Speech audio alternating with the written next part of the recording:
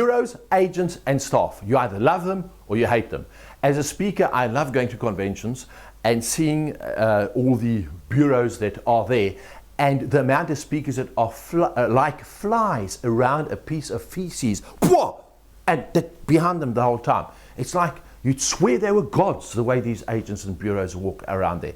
And those are the speakers I always avoid, because those are the desperate ones.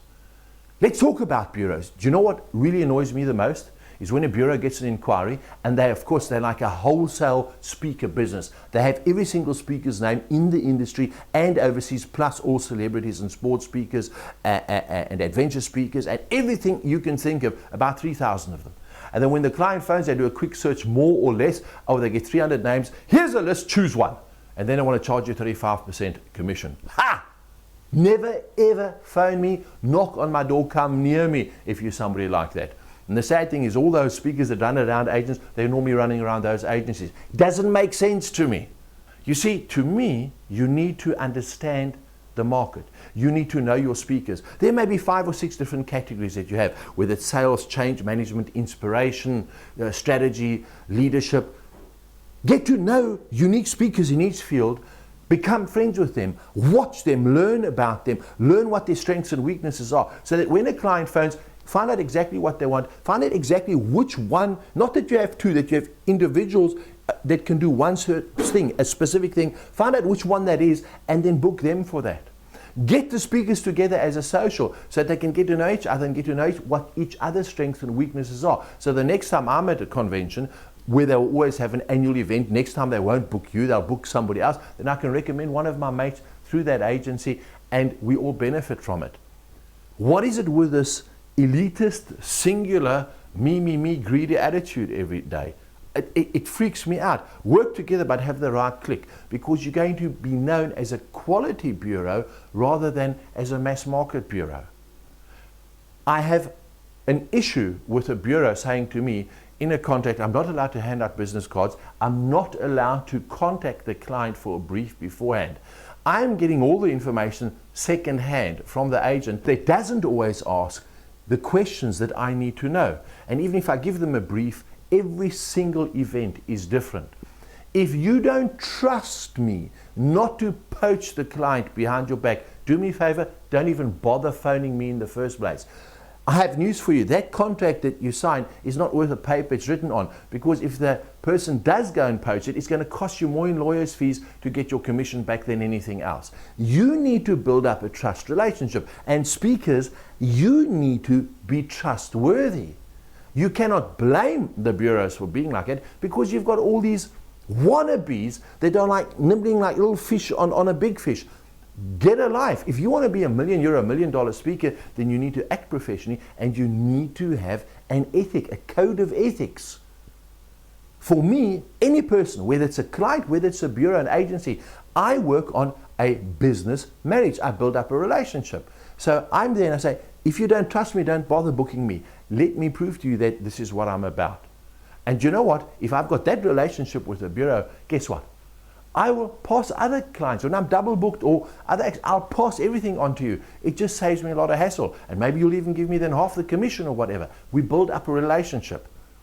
A big thing with bureaus and agencies is you cannot have your personal details on anything you send them.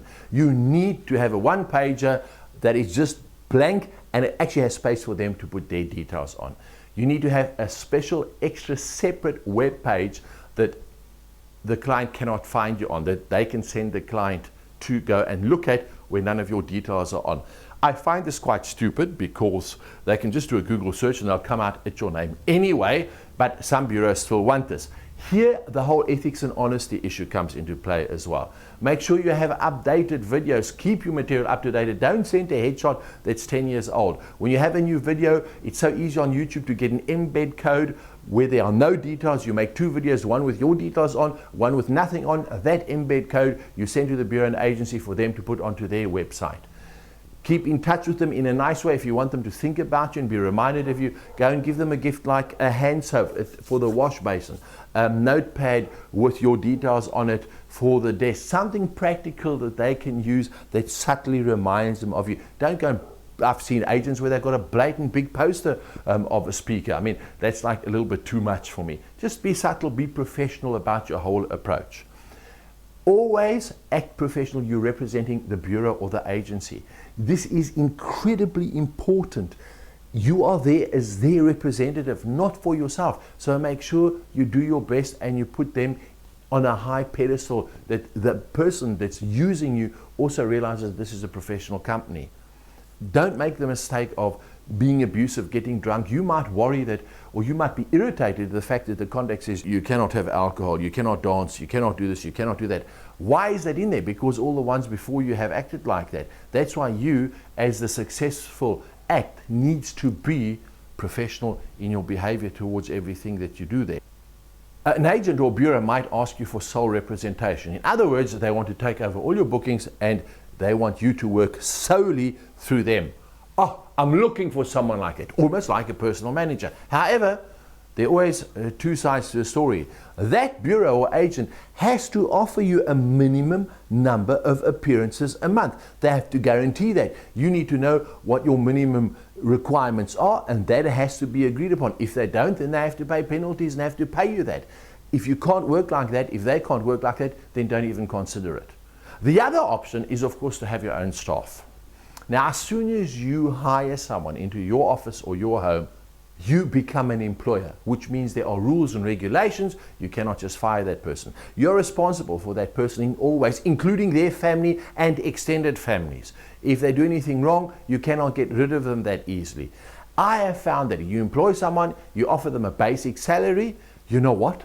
They're quite happy with a basic salary. It's not an incentive to give them commission to get more work. In the beginning, they might be a bit incentivized, but they can kind of live on their basic salary. So if you are going to offer a basic salary, make sure it's a minimal basic salary that they cannot live off it. For example, my dad always told me that if you employ someone, he was a tax consultant and an accountant, and he told me, whatever you employ someone for, they have to bring in at least 10 times their salary. So if you're employing someone for 2,000 euros, they've got to bring in 20,000 euros. And then you can offer them an incentive for everything above that. Ideally, and this is what I found now, is you get an intern which you can train. You can either get them for nothing or on a very low salary, and you offer them a commission. For me, I send out an inquiry, I put an ad in a paper that I'm looking for someone to represent a high profile personality, and they have to send me a document. I don't want a CV, I just want a photo, and I want a one-page proposal on how they would market my services. This is very interesting. First of all, it gives me a lot of ideas, not that I'm going to use them behind their back, but it shows me the insight, the creativity, and what the person is prepared to do. Because it's not just a case of sending you CV which they've just copied and pasted. They've actually got to think about why they want to come and work for you. I see the inside, I say, okay, this one looks interesting because not only can they market, they can also update my website, they've got computer proficiency, etc., etc. Now I also offer that job on a commission-only basis. And some people criticize me for this, but I say, put your money where your mouth is. If you believe you can sell ice to an Eskimo, let's see how good you are. And then I offer them a very fair commission. I offer them a 25 to 35% commission. If you are charging 10,000 for an appearance and they're getting 2.5 out of that, and the average salary is only 2 in the country, that's for one appearance, wow, they're already doing well. Be fair in what you offer, but make sure they work. Ideally as well, I would not like staff in my home, even if I have an office at home, because then I am again kind of employing them. I'd rather them be an independent contractor, an independent agent in their own right, but with all the perks, and they only represent me. In that way, we benefit from each other. It's something that's very personal. You've got to decide on it. Obviously, if you've got them in the office, you can check up and watch them the whole time, and you can get them to do other things. My priority is I want to create and be creative and come up with new concepts. I cannot do that if I'm running my admin and looking for the marketing as well. That's where a staff member or an agent, a bureau, is incredibly helpful, but you've got to find the right person. If you have someone like that you've had for a few years, good for you, you're in the minority. Most of us really struggle to find somebody like that that understands you. Treat the people fairly. If you're honest up front with them and you give them incentives. I think this is very important. If you are employing someone, they need to have an incentive and they need to have targets, and there need to be penalties if they don't reach their target. The whole idea is that you need to grow. You don't want to go down in your workload. Remember that the more people you employ, the more your stress factor, the more money you've got to bring in. At one stage I had a whole office full of people, then I decided, you know what, this is too much stress. Eventually I got rid of everyone, and now I played at my own pace, but also I've reached a certain level and I can afford to do that. On occasion I'll get an intern in to come and help me out just to give things a boost, and then I have enough of it and I get rid of them. But if you're starting out in your career, even if in the middle of your career and you want to get a real boost out there, you're going to have the right team around you, but you need to realize this is stressful. You need to have operating procedures. They need to know exactly what their duties are. There need to be targets and incentives set for them to reach that, and if they don't, then you need to know what to do, and they need to know as well. If you work on that principle and have your I's dotted and your T's crossed, then you will become successful. So that's my little bit of advice on agents, bureaus, and staff.